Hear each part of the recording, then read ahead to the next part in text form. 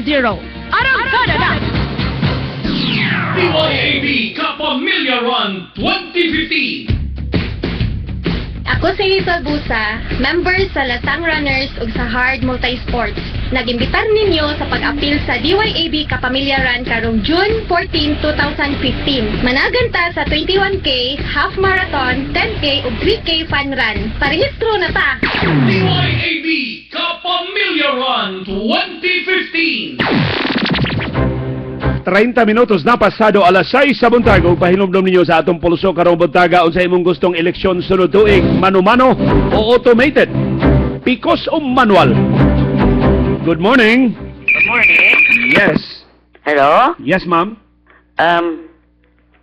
Akong gusto pikos. Pikos nga naman, ma'am.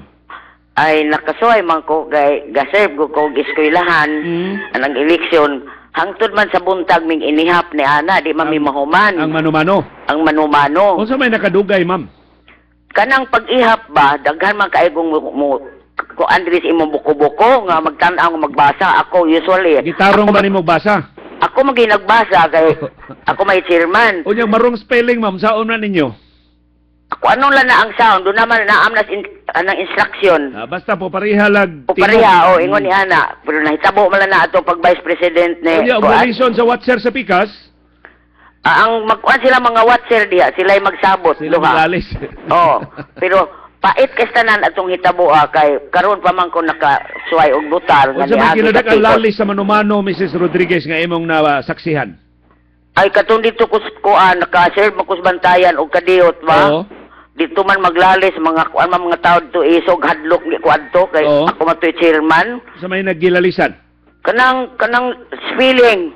Spelling. Oh, Kay nomdom pa ka sa pilido? sa mga nakiglalis. Sa narong spelling ba? Dili katong kang Usminia sa una. Kay doon naman usay nga kanaling hindi ka mao kay mo Kinsa suwat. maning Osmeña, ha? Si kuanto ka si Siring. Siring. Unsa may gidagana si Ring, gobernador? Vice President. O Vice President? Oh. Nya unsa man Nato spelling? kuanto dito. Kanang dili man gud o ang nag-una Minya ana Minya. Usminia. Nya ulay o. Dawa ang os. Nawang o. Oo. Nya Kinsa may makigaway mo kontra mga si tao Ring dito. adto? Ha? Kinsa may kontra si Ring adto? Kinsa ba to'y Vice sa una? Vice tong Marcos. Oo. Dili ba? Nakalimot Si ko dito Marcos to. magsisiring mo nag didagan ba to si Ring og Vice, ma'am? Di ba presidente na to'y gidagan ng si Ring? Murag abas atong di oy Vice man tingay to Leo. Di presidente to 69. O presidente ba to? Oo, silang Mga Marcos to may Marcos kontra. iyang kontra? Oh, Marcos. O dito ko atos bantayan. So ang mga watcher ni Marcos nilalis nganong minyara. Nganong minihala di Yeah. sugot ang ubang mga tao. Nya naihap. Niya naihap to kaya ako Ihap man gikuan dito sa kanang baganing instruction. Pero Na pildi musahon ba? gani o musahon gani ana ato niya siya dito kuan ang iyang botos. Pag pikos na, ma'am, unsa may imong Ay experience? pagkadali pagkasuho ati ko 5 minutos nagkagawas ko. Nindot kay pikos Leo. Sige, ma'am. Salamat kay sa imong pagtawag. Mrs. Rodriguez doha na sakop sa Board of Election Inspectors sa Commission on Elections, 69 presidential elections. Sir Hing Batok Marcos. Tikas may nakadaog ato dili pikos. So pa may pikos ato tikas. Nakadaog mas Marcos Batok Sir Hing. Good morning. Good morning, Leo. Yes, Maminda. Tagpaila ba ni Leo nga ni kunhod ang Pilipinas na imbis mo asenso ta kay ang modern technologies are all around nato karon naunsa naman hinuon nga magpikos naman ta sa usa ka democratic country, Leo. This is a very important exercise nya magpikos ta ay in Basta town. man imong gusto, Maminda, mano-mano? I'm sorry. Magmano-mano ta? I'm sorry, Leo. Pikos nga ako, Pikos Leo. imo. Sige, Oh. ma'am. Salamat kayo. Si Maminda o Cliasa to. Pikos siya. Kamo, unsa man mo diha? Automated o mano-mano? Pikos o manual? Tubag na mo sa atong pulso karong buntaga. Mo prefer kung Picos machine, matod ni Agnes Sabaldan, ang kinagwapahan ni diha sa Camillas Lawaan, kay dali ra ang counting ug paspasab ang pagbotar. Di na mag-standby og dugay sa botaranan. Mano-mano ko liyo kay di maprogram ang tikas ug makakwarta pa gyud ang mga maestra. Oy, mo greet data ni Dr. Johnny Ko og happy birthday karong adlaw. Nakuha ni birthday ha ni Johnny Ko. Mag-birthday si Dr. Johnny Ko karong adlaw. Birthday greetings nagikan sa iyang mga amigo silang Warren og si Bal. Og ang lain niyang amigo tagong lato sa nga Manny. Manny Limtong. Bitaw happy birthday diha Dr. Johnny Ko karong adlaw.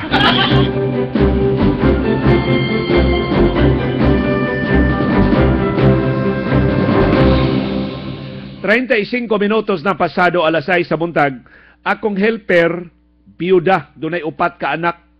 Unya, nakarelasyon siya og laki nga dunay 1 ka anak apan minyo to ako no sa asawa. Buwag na ang laki sa iyang asawa for 14 years. Ni pasalig ko no ang laki niya nga pwede na sila magpakasal.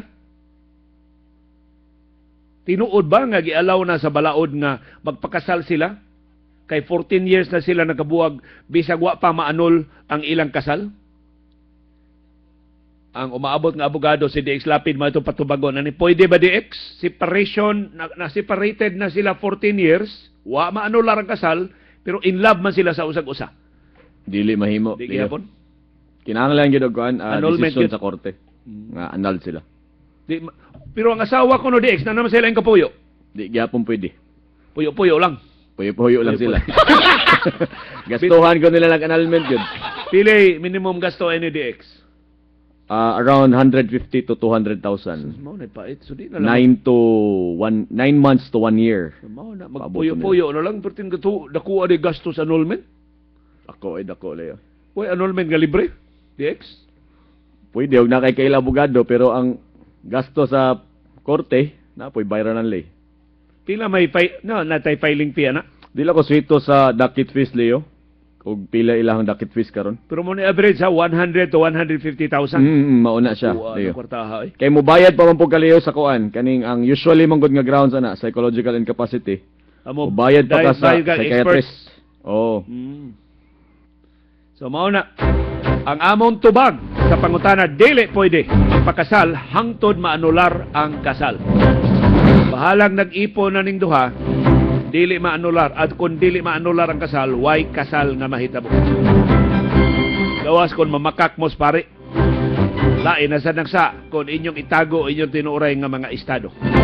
So gusto gyud mo ma-formalisar ang inyong kaminyoon, ipaanular gyud katong previous marriage. Hindi pa mumusod og lain nga kaminyoon. Ang gidaghanon sa tuig sa panagbuwag dili makapapas sa kaminyoon. Annulment ra mo'y makapapas sa talikala sa kasal. Di man mahimong dili maayong tawgon ang kasal nga talikala. Ano kanang kung talikala para sa mga batanon nga naminaw, kadena ba na? Muna na siya kadena nga gapos ba? Talikala sa gugma. Kanang nagapos ng kaskasal niya, wanay gugma. So di maayong tawgog talikala ng kaminyoon pero maunay epekto. Gapos ka forever hangtod maanular ang maong kaminyoon. Sa kamo diyang wa pa magmusod og minyo, huna-huna pag-ayo magpatalikala mo o dili. Magpagapos mo o di. Kaputon ang kangayan, arangkada pataling hugay. Alas 6:38 na ni ay laing dakong kalihukan karong buwan ni Agosto karong tuiga dunay census nga pasyugdahan ang Philippine Statistics Authority. Kitang tanan apil ini so dunay manuktok ini sa atong kabalayan, palihog higti ng inyong iro, palihog binli og tao diha sa inyong bahay. Maluoy in taon mo sa mga enumerator sa Philippine Statistics Authority sa NSO ni sa una, National Statistics Office. Karon giipon naman ni silang usa ka ahensya sa Philippine Statistics Authority. So, pangutanon mo sa edad, sa gender, marital status, highest educational attainment. Mao ni ang mga pangutana sa population census o sa kahimtang sa atong katawhan.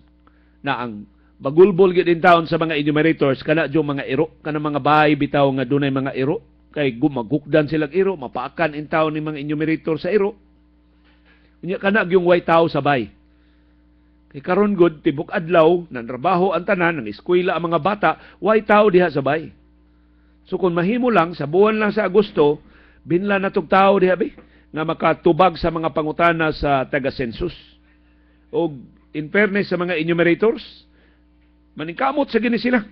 Muna manganha sila diha Sabado, Domingo, usay gabi na mo anha kay maoy iuli sa tagbay aron lang gyud ilang mapangutana. So hinaot atong tabangan ang Philippine Statistics Authority atong padayunon sa atong mga panimay.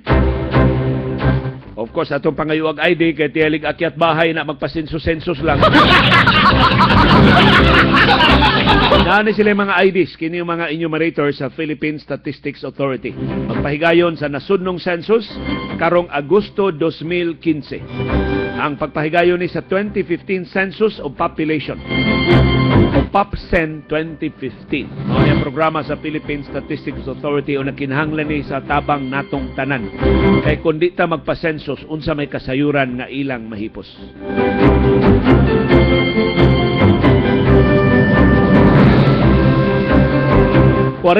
Minutos na pasado alas 6 sa buntag.